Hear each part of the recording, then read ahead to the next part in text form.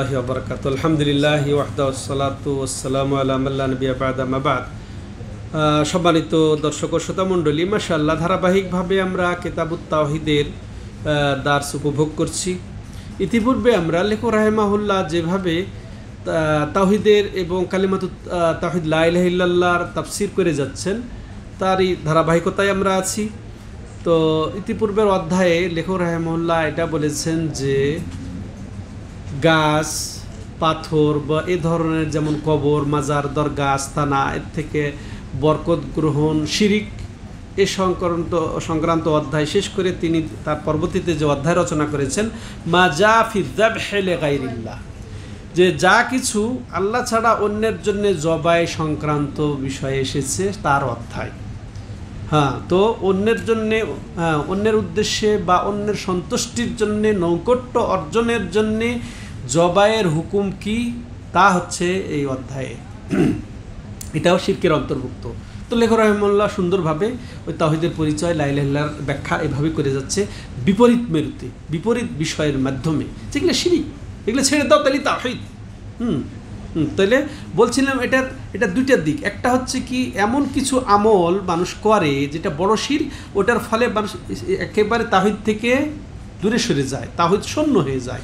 আর কিছু আছে এমন দিক যেগুলো তাওহীদ পুরাপুরি শূন্য না হলেও তাওহীদের পরিপূর্ণতার পরিপন্থী হয়ে যায়, তাওহীদ বিলুপ্ত পুরাপুরি না হলেও তাওহীদ কমতি ঘটে, ঘাটতি ঘটে। তো সব ধরনের বিষয় থেকে আমাদেরকে সতর্ক করার জন্য লেখক রাহিমাহুল্লাহ চমৎকারভাবে এইভাবে সাজিয়েছেন একটার পর একটা অধ্যায়। এই অধ্যায়ে তিনি কি বলছেন, যে আল্লাহ ছাড়া অন্যের সন্তুষ্টির জন্য, নৈকট্য অর্জনের জন্যে যে জবাই সংক্রান্ত অধ্যায় এটি।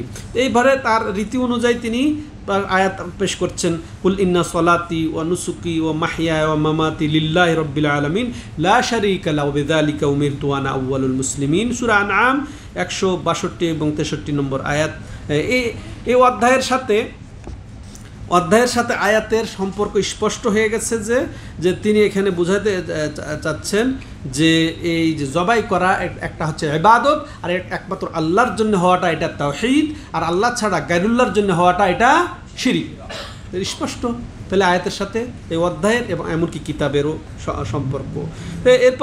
এরপরে তিনি বলছেন মা জা ফি যাবহি লিগাইরিল্লাহ, যে এটা সতর্কীকরণ যে আল্লাহ ছাড়া অন্য কিছুর সন্তুষ্টির জন্যে, নৈকট্য অর্জনের জন্যে জবাইয়ের হুকুমের সম্পর্কে তিনি সতর্ক করছেন।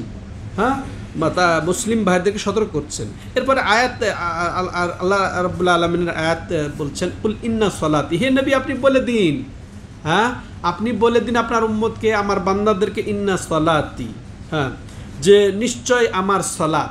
তাহলে সালাতটা কি? ইবাদত। আল্লাহর জন্য সালাত যেমন ইবাদত, আর এটা যদি গায়রুল্লাহর জন্য সালাতটা আদায় করা হয় তাহলে কি হবে? শিরিক। ওয়া নুসুকি আই যাবহি, আমার নুসুক মানে আমার জবাই, এটার জন্য এই আয়াত লেখক রাহিমাহুল্লাহ এখানে তুলে ধরেছেন। ও নুসুকি, এবং আমার জবাই। সালাত যেমন ইবাদত, অন্যের জন্য করাটা শিরিক, তেমন জবাইটা ইবাদত, এটা আল্লাহর জন্য করাটা, তেমনি ওটা গায়রুল্লাহর জন্য করাটা শিরিক। ওয়া মাহইয়া, এবং আমি জীবিত অবস্থায় যা কিছু করি, দেখেন আল্লাহু আকবার, ইখলাস, আমি জীবিত অবস্থায় যা কিছু করি। ওয়া মামাতি, এবং আমার মৃত্যু আসছে, মৃত্যুর সময়ের যে আমার ঈমান এবং আমল সব কিছু কার জন্য উৎসর্গিত? লিল্লাহি রাব্বিল আলামিন। লিল্লাহি রাব্বিল আলামিন কার জন্য উৎসর্গিত? আল্লাহর জন্য। ওই আল্লাহর জন্য যিনি সমস্ত জগতের যিনি প্রতিপালক, আল্লাহ সমস্ত জগতের লা শারীকা লাহ।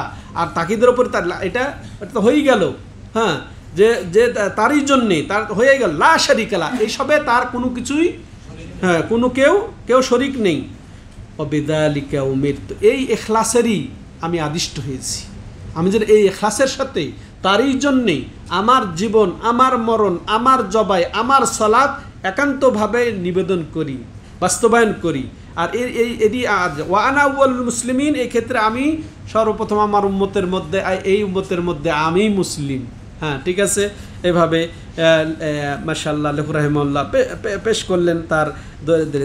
আমরা কি স্পষ্ট বুঝে গেলাম এই আয়াত দ্বারা লেখক রাহিমাহুল্লাহ যে পেশ করেছেন যে জবাই করাটাও একমাত্র আল্লাহর জন্য হতে হবে, আল্লাহ ছাড়া কোনো দরগার নামে, আস্থানার নামে, কোনো অলির নামে, কোনো মৃত ব্যক্তির নামে, কোনো পীরের নামে এগুলো করাটা কি হবে? নামে বলতে এখানে বোঝাতে হচ্ছে নৈকট্য অর্জনের জন্য এটা কি হবে? শিরিক হবে। তাহলে এই আয়াত থেকে আমরা যেটা বুঝতে পারলাম যে আল্লাহ ছাড়া অন্যের নামে জবাই করা বা অন্যের নৈকট্য অর্জনের জন্য উৎসর্গ করা, সেটা কি হবে? বড় শিরকের অন্তর্ভুক্ত। আর দেখেন এটা আরেকটা কারণ হচ্ছে আল্লাহ বলেছেন ইন্না সলাতি অনুসুকি, সলাতের পরে পরে এই নুসুক অর্থ জবাই, জবহি, আমার সলাত আমার জবাই।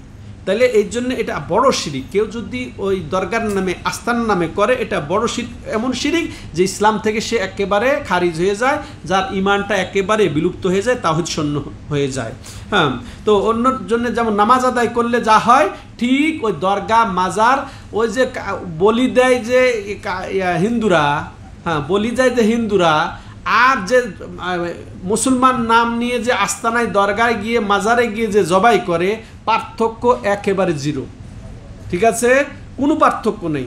ওই অন্যের জন্য সালাত আদায় করা যেমন ঠিক, ওই আস্তানায়, দরগায়, মাজারে গিয়ে অলির নামে, মৃত ব্যক্তির নামে বা গায়েবের নামে, অনুপস্থিতির নামে জবাই করাটা ওই রকমই শিরিক। তো এটা সতর্ক হতে হবে, সে অবশ্যই শিরক করলো। এরপরে বোঝা গেল যে সলাতের পরে পরই জবাইয়ের স্থান দিয়েছেন আল্লাহ রাব্বুল আলামিন। তাহলে জবাই করাটা কত গুরুত্বপূর্ণ ইবাদত সেটাও আমরা এখানে বুঝতে পারছি। তেমনইভাবে ইখলাসের গুরুত্ব এই আয়াতের মাধ্যমে পাচ্ছি যে অবিযালিকা উমিরতু, এরই আমি আদিষ্ট যে আমার সলাত, আমার জবাই, আমি জীবনে, সারা জীবনে যা করি এবং মৃত্যুর সময় যত আমার ইমান, আমল, সব কিছুই, সমস্ত কিছুই কার জন্য উৎসর্গ করলাম? আল্লাহর জন্যে। এটা ইখলাসের অপরিহার্যতা, প্রত্যেকটা ইবাদতেই যে লাগবে, এটাও আমরা বুঝতে পারছি। আর এটাও বুঝলাম যে এরই আমি আদিষ্ট হয়েছি। এর দ্বারা বোঝা গেল যে যা খুশি তাই করলে হবে না, আল্লাহ যা আদেশ করেছেন তার মধ্যেই থেকেই ইবাদত সীমাবদ্ধ রাখতে হবে।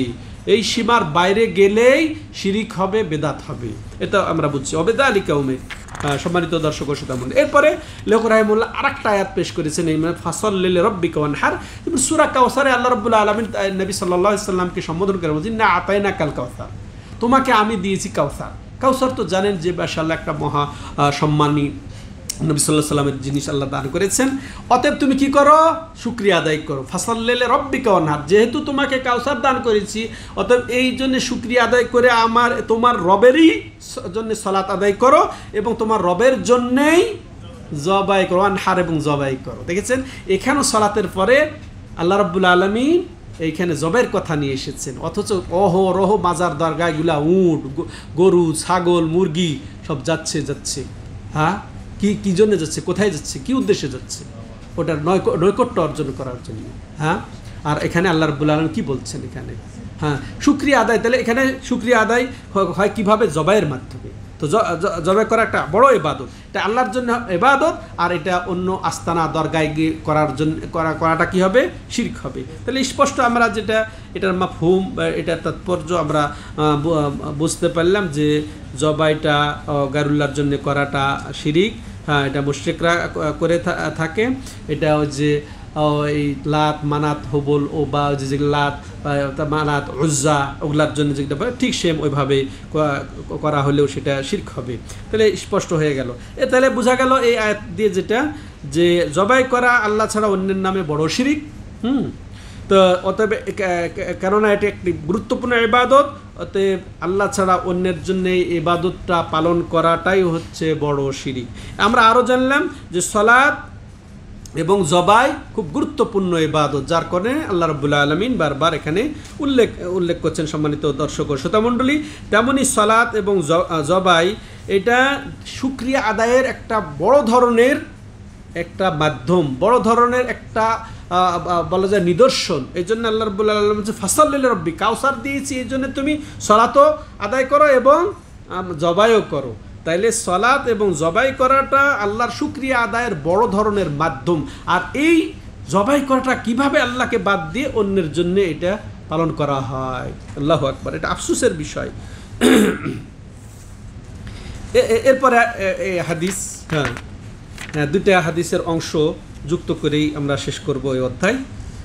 লেখক রাহিমাহুল্লাহ তার রীতি অনুযায়ী এবার হাদিস উপস্থাপন করে বলছেন, আলী ইবনে আবি তালিব রাদিয়াল্লাহু তাআলা আনহু قال حدثني رسول الله صلى الله عليه وسلم بأربع كلمات لعن الله من ذبح لغير الله ولعن من لعن والديه ولعن الله من آوى محدثا أو محدثا ولعن الله من منح غير منار الأرض رواه مسلم। প্রখ্যাত সাহাবী আমিরুল মুমিনিন আলী ইবনে আবি তালিব রাদিয়াল্লাহু তাআলা আনহু ইনি বর্ণনা করছেন, বলছেন হাদ্দাসানি রাসূলুল্লাহ সাল্লাল্লাহু আলাইহি ওয়াসাল্লাম, আমাকে রাসূলুল্লাহ সাল্লাম 4টি কালেমা বর্ণনা দিয়েছেন, 4টি নির্দেশনা বর্ণনা দিয়েছেন। এক, লানাল্লাহু মান যাবাহা লিগাইরিল্লাহ, ওর প্রতি আল্লাহর লানত হোক, যে আল্লাহ ছাড়া অন্যের নামে জবাই করল।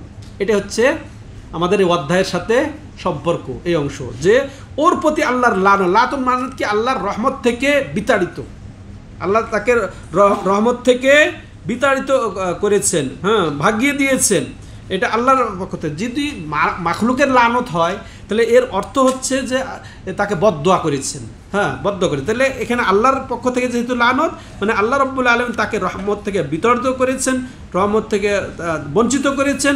আর কাকে? যে ওয়ালানাল্লাহু মান লানা ওয়ালিদাইহি, আর ওর প্রতি আল্লাহ লানত হোক বা আল্লাহ লানত করেন যে তার নিজের বাবা মাকে লানত করে।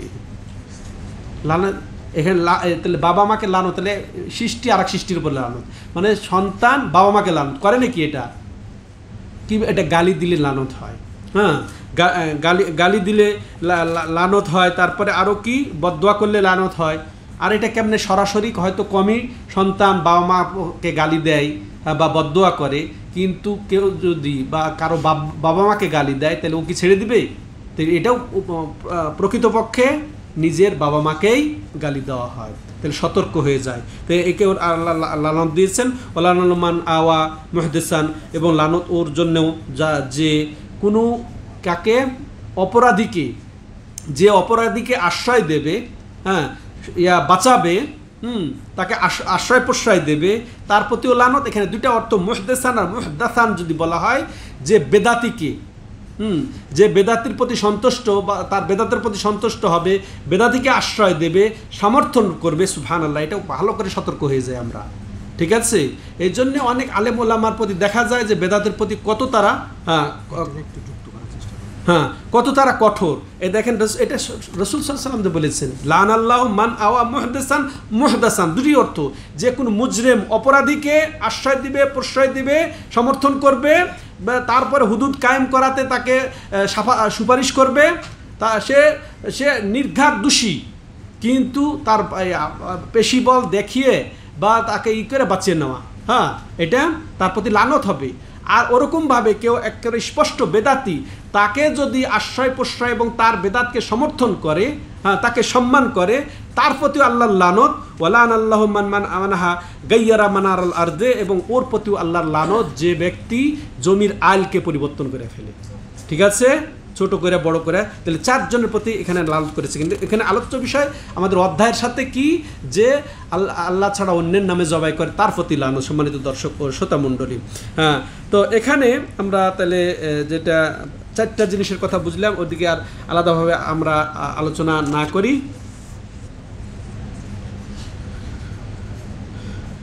আমি বলছি, সুন্দর কথা, জাযাকাল্লাহ খাইরান। তো এখানে এই হাদিস থেকে আমরা যেটা বুঝতে পারছি যে আল্লাহ ছাড়া অন্যের নামে জবাই করা হারাম, এটা কঠিন ধরনের হারাম। এটা হচ্ছে একের বড় গুনার একটা ভূমিকা, বা এটাও তো বললাম যে আল্লাহ ছাড়া এখানে জবাই করাটা একটু বলে নিই। জবাই করাটা একটা হচ্ছে নামে এবং তার সাথে সাথে নৈকট্য অর্জন, তাইলে তো ডাইরেক্ট শিরক, এতে কোনো সন্দেহ নেই। এটা একমাত্র আল্লাহর হক, এটা ইবাদত। এছাড়া আল্লাহ অন্যের নামে অন্যের নৈকট্য অর্জনের যদি জবাই করে, এটা তাজা একের শিরিক, সবচেয়ে বড় শিরিক, জঘন্য শিরিক।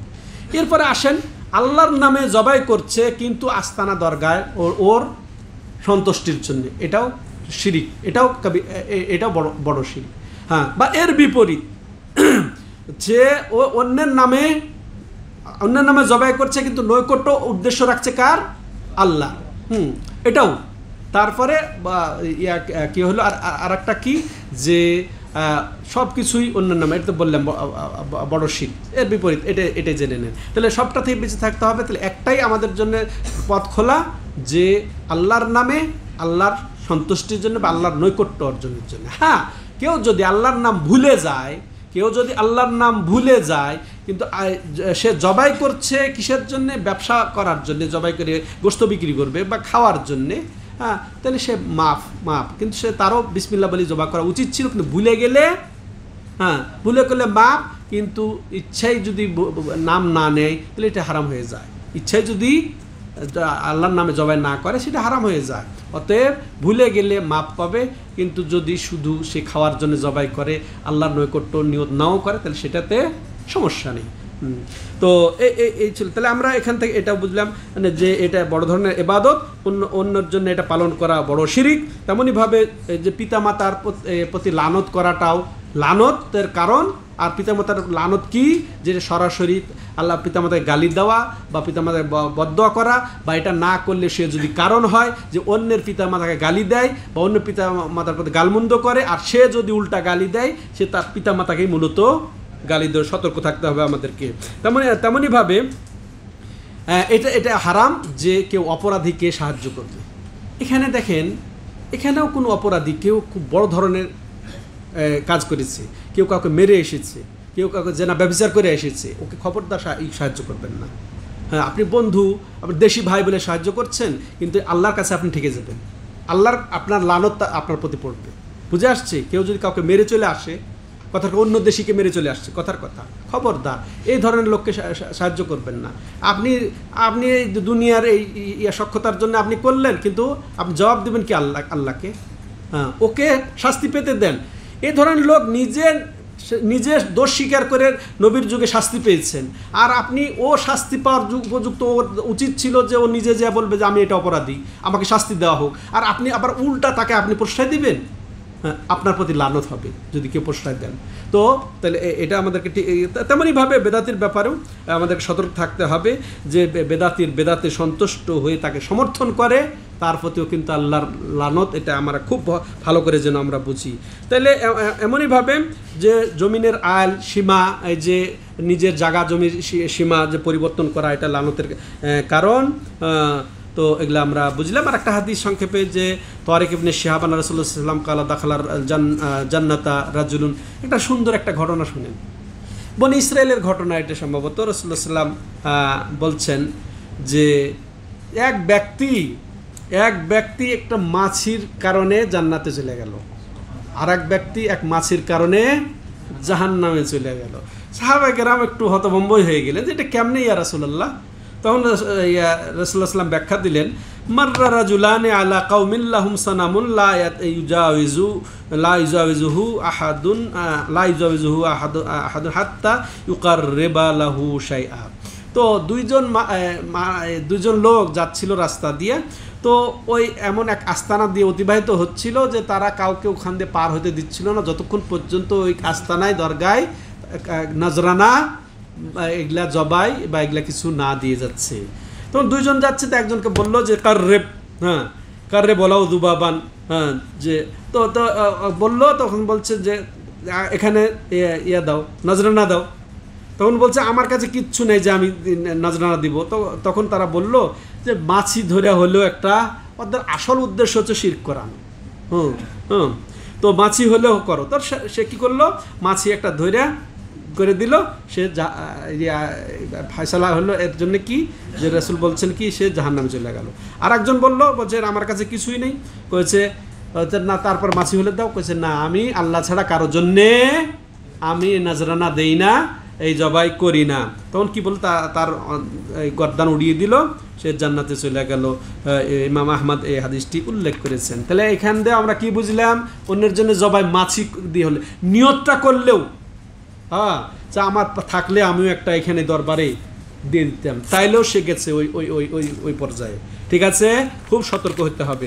তো এর থেকে আমরা যেটা শিক্ষা পেলাম এই হাদিস থেকে, যে আল্লাহ ছাড়া অন্যের নামে সামান্য জিনিসও যদি কেউ নজরানা দেয়, কুরবানি করে তাহলে সেটা ওই যে বড় শিরকের অন্তর্ভুক্ত, তারপরে জাহান্নামে যাওয়ার একটা অন্যতম কারণ।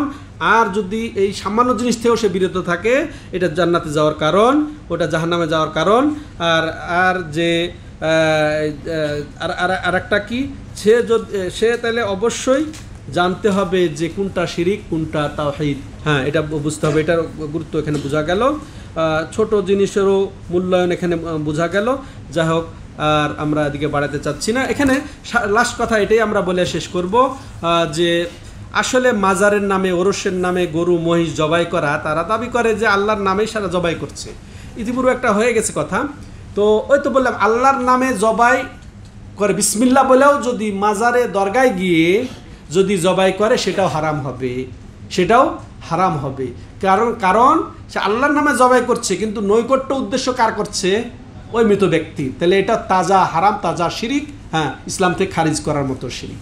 তো এমনকি সন্দেহযুক্ত জায়গাতেও জবাই করা জায়েজ নাই। কোনো আস্তানা দরগা, হ্যাঁ, বা ওখানে কোনো ওরস, হ্যাঁ, কোনো মেলা, হ্যাঁ। তো রাসূলুল্লাহ আবার নজরের অধ্যায় আসবে যে একজন নজর পূরণ করতে চেয়েছিল, তো রাসূল তাকে বিস্তারিত জিজ্ঞাসা করলো সেখানে কোনো জাহেলি যুগে কোনো কিছু হতো কি না, এই করতো না, কিছু যদি না হয়ে থাকে, কোনো যদি উদ্দেশ্য ওখানে বিশেষ না থেকে থাকে, তাহলে জবাই করো। তাহলে ওই যে ওরস, দরগা, উমুক ওই গাছের নিচে, ওই তারপরে উমুক মেলাতে, উমুক এতে, এগুলো সব জবাই করে না, নিশ্চয় কোনো একটা উদ্দেশ্য থাকে, হ্যাঁ, কোনো একটা দিবস পালনের জন্য হয়ে থাকে। এগুলো সব হচ্ছে হ্যাঁ হারাম, এগুলোতে বিরত থাকতে হবে। আল্লাহ রাব্বুল আলামিন আমাদেরকে সতর্ক হওয়ার তৌফিক দান করেন।